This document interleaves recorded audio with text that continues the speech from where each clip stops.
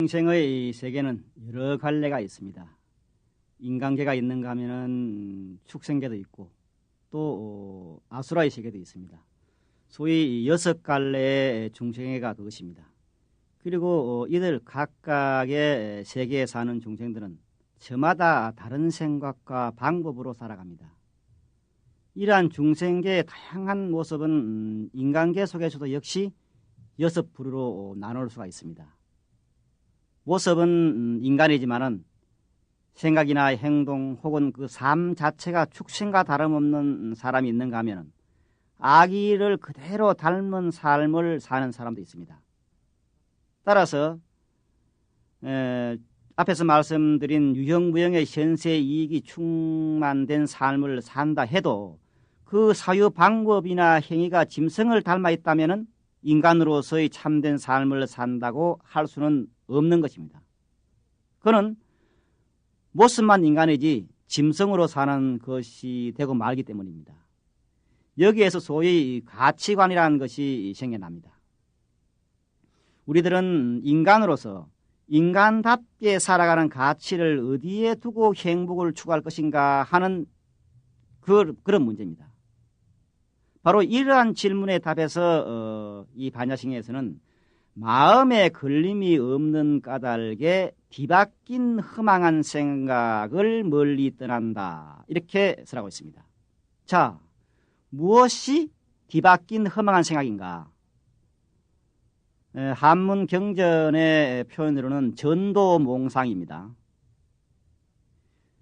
여기서 말하는 전도란 사물을 거꾸로 본다는 뜻이기 때문에 잘못된 사고이고, 몽상은 꿈 같은 생각인 까닭에 미래에 대해서 근거 없는 어떤 생각이나 기대를 품는 것입니다. 두 말 모두가 올바른 견해가 아닌 잘못된 소견을 말합니다. 이를 삿된 견해, 그 사기를 하죠. 삿된 견해라고. 이 삿된 견해에 의한 판단이 무엇이냐? 바로 전도견입니다. 그리고 허망한 생각입니다.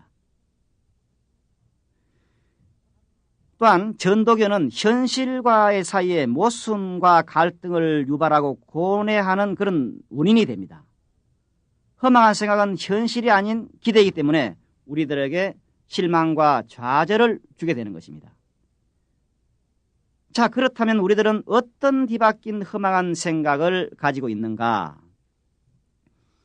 대지도론 권 제31에는 세간에는 4가지 뒤바뀐 사전도가 있다고 이렇게 말하고 있습니다. 깨끗하지 않는 것 가운데서 깨끗하다 하는 뒤바뀜이 있고, 괴로운 가운데서 즐겁다 하는 뒤바뀜이 있으며, 항상함이 없는 것 가운데서 항상함이 있다 하는 뒤바뀜이 있고, 나라는 것이 없는 것 가운데서 나라는 것이 있다 하는 뒤바뀜이 있다. 이렇게 말하고 있습니다. 지금 이 4가지를 유의에 함이 있는 4가지 뒤바뀜이라고 하는데요. 이는 우리 범부들이 미혹된 세계의 참모습을 모르기 때문에 그릇되게 집착하는 것입니다. 그렇다고 뒤바뀐 허망한 생각은 미혹한 범부에게만 국한된 것인가 하면 그렇지도 않습니다. 무의, 즉 함이 없는 4가지 뒤바뀜이라 해서 성문이나 영각에 갖는 뒤바뀐 생각이 있습니다. 이들은 유의의 4가지 뒤바뀜에 대하여서는 명백한 견해를 가지고 있지만은 깨달음의 경계에 대한 잘못된 견해를 가지고 거기에 집착을 합니다. 즉 열반의 세계는 영원하며 즐거움이며 열반 자체로 존재하며 청정한 줄을 모르고 반대의 견해를 갖는 것입니다. 허무에 빠져서 열반까지를 포함한 일체가 더덥고 고통이고 나가 없고 부정하다는 그런 뒤바뀐 허망한 생각을 가지고 거기에 집착합니다. 이 두 종류의 4가지 뒤바뀐 허망한 생각을 멀리 여의었을 때 비로소 우리들에게 참된 삶이 보장되는 것입니다. 만약 미혹함 속에서 눈앞에 전개되는 그 현상계에만 모든 가치를 부여하고 어떤 삶을 영위할 때는 인간의 참된 가치를 상실하게 되어버립니다. 거기에는 금수가 누리는 편안함을 참된 행복이라고 생각할 수가 있게 되는 것입니다.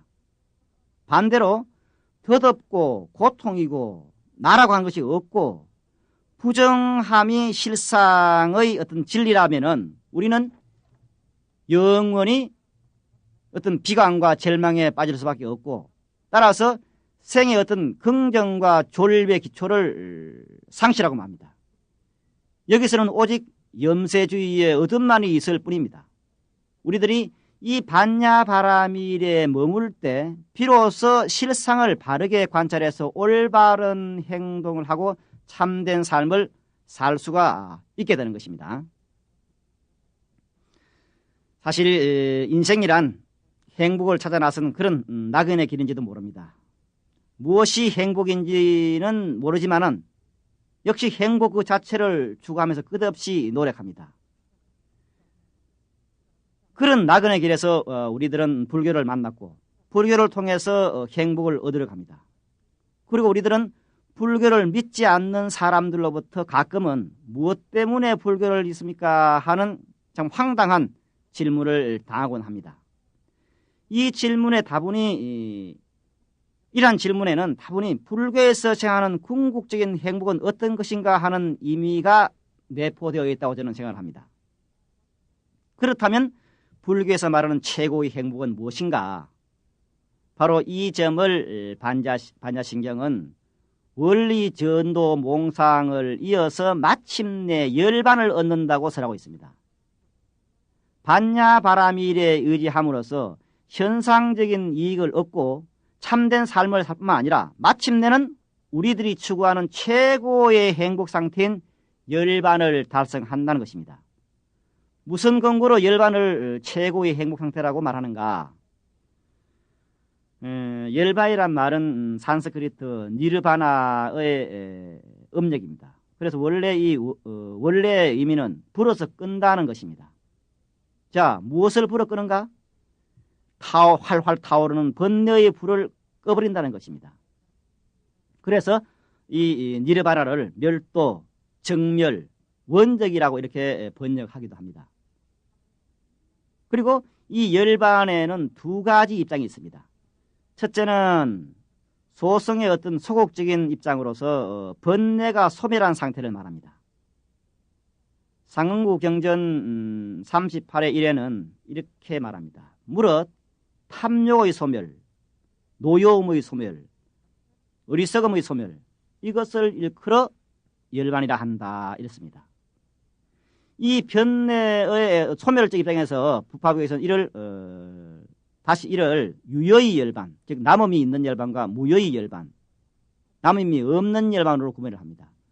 여기서 말하는 유여의 열반은 번뇌는 끊었지만 육체가 아직 남아있다는 그런 의미고요. 그 다음에 무여의 열반은 모든 것이 없어져서 무로 돌아간 그런 회심멸지, 정말 한 개도 남지 않는 그런 경우를 가리킵니다. 두 번째는 대성의 어떤 그 적극적인 그런 견해로서 열반에는 상, 낙, 아, 정의 어떤 네 가지 특성, 사덕이라 그러죠. 네 가지 특성이 갖춰져 있다는 것입니다. 또한 그 남번의 어떤 그 열반경에는 권삼입니다만 거기는 상, 항, 안, 청정, 불로, 불사, 무구, 쾌락의 8가지 막 8미가 열반에 구비되어 있다. 이렇게 또 설하고 있습니다. 이 외에도 열반과 그 덕미는 닦아서 더해지거나 혹은 얻어지는 것이 아니라 어떤 그 자성 본래가 그런 것이므로 본래 자성 청정 열반이라 이렇게 부르기도 합니다. 또한 열반에도 머무르지 않고 생사에도 머무르지 않는다는 그런 의미로서 무주처 열반을 말하기도 합니다. 이는 반야에 의해서 일체 어떤 그 미혹을 벗어났기 때문에 생사에 머무르지 않고 혹은 또 본연 대비심을 일으켜서 중생 속에 들어가 중생을 구제하기 때문에 열반에도 머무르지 않는다는 것입니다. 열반이 우리 불교도의 궁극적인 실천 목표가 되는 것은 바로 이를 두고 한 말이라고도 할 수 있습니다. 이렇게 열반이란 중생들이 궁극적으로 되돌아가야만 할 그 청량하고 안온한 경지입니다. 여기에서 생의 목표가 바로 달성되는 것입니다. 바로 이 점을 대길상경이라는 경전에서는 이렇게 분명히 설하시고 있습니다. 능히 스스로를 제어하고 청정한 행을 닦아서 네 가지 성스러운 진리를 깨닫고 사성제를 깨닫고 마침내 열반을 실현할 수 있다면 그것보다 더한 인간의 행복은 없다. 그때 그 사람은 생사로 인하여 마음을 동요하지 않고 세상의 헐뜯음과 칭송, 칭찬과 경물로 인하여 마음이 우울해지지도 않으며 근심도 없고 성냄도 없어서 단지 더 없는 안원 속에 있을 수가 있을 것이다. 인간의 행복은 이것보다 더한 것이 없다. 자, 부처님께서는 인간이 추구하는 진정한 행복이란 다름 아닌 열반을 실현하는 것임을 말씀하고 있습니다. 열반의 실현을 통해서 행복을 찾아 나선 나그네 길은 비로소 끝이 난다는 것입니다. 우리 반야행자는 반야바라미를 통해서 반드시 이 일을 성취해야 하고 또한 이 일을 성취하고 마는 것입니다. 바로 성취하는 것입니다. 자, 여기까지가 이제 열바이란 구경열바이란 것이고, 이어서 나오는 경문이 삼세제불 이반야 바라밀다 고덕 안욕따라 삼약삼불입니다. 삼세 모든 부처님도 반야 바라밀다에 의지함으로써 안욕따라 삼약삼불을 얻는다는 말인데요. 자, 경에 이러한 것은 대성불교의 부처에 대한 개념을 보여주는 중요한 대목입니다. 대성불교에서는 신앙의 대상으로서 부처님을 서가모니 부처님에 한하지 않죠. 수많은 불보살님이 신앙의 대상이 됩니다. 그 한량없는 불보살님은 어떻게 계시는가? 경에서는 부처님이 3세에 걸쳐서 계신다고 했습니다. 여기서 말하는 3세란 것은 과거, 현재, 미래인데요. 이는 영원한 시간의 흐름입니다. 그런데 시간이란 것은 시간 그 자체로만 있는 것이 아니죠. 거기에는 시간이 흘러가는 공간이 있습니다. 이 공간을 불교에서는 시방이라 부릅니다. 10가지 방향이라는 그런 말로서 동, 서, 남, 북 이 사방하고 네 간방, 그러니까 뭐 동북, 동서할 때 그 네 간방 및 상하의 이방을 합한 것입니다. 이 영원한 시간과 끝없는 공간 안에서 무수한 부처님이 과거에도 계셨고 지금도 계시고 미래에도 계실 것이라 했습니다. 이것이 3세 모든 부처님입니다. 그렇다면 이 3세 모든 부처님은 누구인가? 우리들이 지금 부처님이라고 부르는 말은 한자로 불하는 그 부처불자, 불을 우리말로 한 것이라고 생각이 되는데요. 이 불은 산스크리트 붓다라는 말을 줄여서 한자로 음정한 것입니다. 그리고 이 붓다란 말은 해석을 하자면 깨달음, 각, 깨닫는 것, 깨달은 사람, 각자, 이런 의미를 담고 있습니다. 따라서 시방 3세 모든 부처님은 구체적으로 누구누구를 두고 한 말은 결코 아닙니다. 누구라도 깨닫기만 하면 부처님이 됩니다. 바로 일체 구도자, 일체 중생이 안욕따라 삼약삼불이를 이룰 때 부처님이 된다는 뜻입니다. 물론 경전에는 많은 부처님의 명호가 나옵니다. 그 대표적인 명호로 과거 불로서는 아촉불이 있고 현재 우리들의 본사이신 서가모니 부처님이 계시죠. 또 미래불로서는 미륵불이 계십니다. 그렇지만 이들 부처님께서도 부처를 이루기 전에는 중생으로서의 구도였을 따름입니다.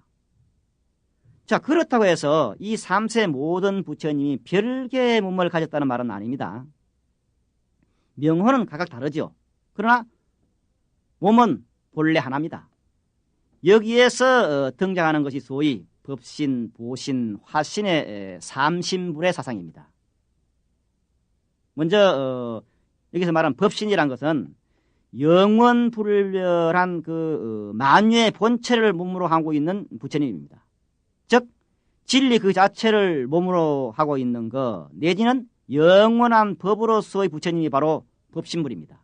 따라서 우리들의 어떤 그 불교 신행은 이 법신불에 기초를 두어야 하면 뭐 말할 필요도 없습니다. 두 번째 나오는 그 보신이라는 것은 진리 그 자체인 법신이 형태를 취해서 나타난 몸입니다. 즉 과거 한량없는 시간에 걸쳐서 어려운 수행을 삭고 그 결과 모든 것이 진리와 하나가 돼가지고 무궁무진한 공덕이 갖추어져 나타난 부처님입니다. 그 예를 48원을 성취해서 극락세계를 이룩한 아미타 부처님께서 볼 수가 있습니다. 그리고 세 번째 화신은 보통 그 응신이라고도 하는데요. 보신불을 칭견하지 못한 중생을 제도하기 위해서 어떤 그 특정한 시간 그리고 장소에서 여러 가지 형상으로 변화해서 출현하는 부처님을 말합니다. 우리들은 그 예를 우리들의 본사이신 서가모니 불에서 찾을 수 있습니다. 바로 우리들을 제도하기 위해서 방편으로 우리들과 똑같은 몸을 놔두어 가지고 생사를 보이면서 진리를 일깨워 주신 그런 부처님이죠. 자, 이 세 가지 관계는 곧잘 달과 달빛 그리고 이제 그림자로 비유되곤 하는데요. 즉 법신이 진여실상 상주불별인 것을 달에 비유하고 보신의 온갖 공덕이 법신의 그 생에 가지고 일체를 두루 비추는 것을 달빛에 비유합니다. 그리고 화신은 인연 따라 여러 가지 모습으로 나타나는 부처님 몸이기 때문에 달 그림자가 물에 비치는 그런 것에 비유하고 있습니다. 자, 이렇게 시간적으로는 과거, 현재, 미래에 걸쳐서 그리고 공간적으로는 10가지 방향에서 수많은 부처님이 계셨고 또한 계실 것입니다. 그런데 이 한량없는 모든 부처님은 무엇을 닦아서 부처를 이루었는가? 이것이 이제 문제가 되죠. 반야신경에서는 무엇이라 하는가? 경에서는 반야바라밀대 의지함으로써 그랬습니다. 의반야바라밀다 고 그랬습니다. 이렇게 설치하고 있습니다. 바로 반야바라밀을 닦아서 부처님이 되었다는 말입니다. 이것이 반야바라밀에 관해서는 결코 빠뜨릴 수 없는 불모사상입니다. 사실 우리들은 불교를 믿는다고 할 때 그 기초로서 불보, 법보, 성보라는 삼보를 듭니다. 그러나 반야경에서는 이러한 일반적인 관념을 초월한 어떤 그 실행 사상이 나타나 있습니다. 이미 앞에서 설명드린 것처럼 반야바라밀이라는 의미는 자의 말을 생각할 때는 해석이 가능한 하나의 단어에 불과합니다. 그런데도 반야경은 이 반야바라밀이라는 의미에 숭배 대상으로서의 의미를 부여해가지고 반야바라밀을 완전히 인격화, 즉 사람화식입니다. 경문을 한번 보실까요? 예, 대품 반야경인데요. 반야바라밀은 모든 부처님의 어머니다. 반야바라밀은 능히 세간의 모습을 보여준다. 이러한 까닭에 부처님은 이 법에 의지하여 행하고 이 법을 공양, 공경, 존중, 찬탄하신다. 무엇을 이 법이라고 하는가? 소위 반야바라밀이다. 모든 부처님은 반야바라밀에 의지하여 머물고 이 반야바라밀을 공양, 공경, 존중, 찬탄하신다. 왜냐하면 이 반야바라밀은 모든 부처님을 출생시키기 때문이다. 문상품 제49에 나오는 경문입니다. 자, 반야바라밀은 일체 불보살님의 어머니라고 했습니다. 그래서 부처님도 어머니인 이 반야바라밀을 공양하고 공행하라고 했습니다. 어머니인 까닭에 반야바라밀은 인격체로서 신앙의 대상이 되어가지고 우리들의 귀체가 되는 겁니다. 즉 나무 반야바라밀이 되는 것입니다. 그리고 반야바라밀은 불보살님의 어머니이기 때문에 이것은 또한 일체의 불보살을 낳아서 키우는 생모이자 또한 양모가 돼가지고 우리 중생이 반야바라밀을 받아 지니고 보살행에 노력하면은 멀지 않아 그들을 보살로 나아가서는 부처님으로 다시 태어나게 하는 것입니다. 그리고 또 대품반야경 불모품에는 이렇게 설치를 하고 있습니다. 부처님은 항상 부처님 눈으로서 이 깊은 반야바라밀을 보신다. 왜냐하면 이 깊은 반야바라밀이 능히 세간의 모습을 보여주기 때문이다. 시방에 계시는 현재 모든 부처님도 또한 부처님 눈으로서 항상 이 깊은 반야바라밀을 보신다. 왜냐하면 이 깊은 반야바라밀이 능히 모든 부처님을 탄생시키고 능히 모든 부처님에게 일체 종기를 주며 능히 세간의 모습을 보여주기 때문이다. 수보리야, 지금 계시는 모든 부처님이 이미 안옥다라 삼락 삼부리를 얻고 지금 얻고 있으며 나중에 얻은 모두가 깊은 반야바라밀의 인연에 의하여 얻는 것이라고 마땅히 알아야 한다. 실로 그렇죠? 자, 반야바라밀이 부처님의 어머니이기 때문에 부처님의 지은 일체 종기를 모든 부처님에게 주어서 부처님을 부처님에게 하는 것입니다. 뿐만 아니라 일체 모든 불법은 반야바라밀에 의해서 생기고 모든 성현은 반야바라밀로 말미암아 탄생을 하는 것입니다. 이렇게 반야바라밀이 일체 불보살을 비롯한 모든 그 성현과 중생의 어머니이기 때문에 이들은 그들의 어머니인 반야바라밀의 어떤 그 건강과 안녕과 번영을 항상 염원하고 간절히 바라는 것입니다. 그래서 이 대품반야경 불모품 제48에는 또 이렇게 설치를 하고 있습니다. 비유컨대 어머니에게 자식이 있음과 같아 5명, 10명, 20명, 30명, 40명, 50명, 100명 혹은 1000명의 자식들은 어머니가 병이 들면 모든 자식들은 각자가 힘써 치료법을 구하며 이렇게 생각한다. 우리들은 어떻게 하든 어머니를 편안하게 하고 병고로 즐겁지 않는 모든 일들이 없도록 해야 한다. 모질고 찬바람과 뜨거운 열기, 모기, 등에 뱀, 살무사가 어머니 몸을 침범한다. 이것이 우리들의 걱정들이다. 자식들은 언제나 안락한 도구를 구하여 어머니를 공양한다. 왜냐하면 우리들을 낳아서 길러주고 우리들에게 세상을 보여주었기 때문이다. 자, 병에 걸린 어머니의 고통과 장애를 없애고 병을 낫게 해서 장수를 누리게 하려고 수많은 자식들이 일심정성으로 노력하는 것은 인지상정입니다. 왜냐하면 어머니가 자식을 낳아주고 숱한 고통을 참아가면서 생명을 잃게 했고 이 세계를 보여주었기 때문입니다. 마찬가지로 반야바라밀이 부처님의 어머니이기 때문에 반야바라밀의 어떤 건강과 번영을 언제나 염원하고 외부의 침해로부터 반야바라밀을 지켜야 하는 불자의 의무가 있어야 하는 것입니다.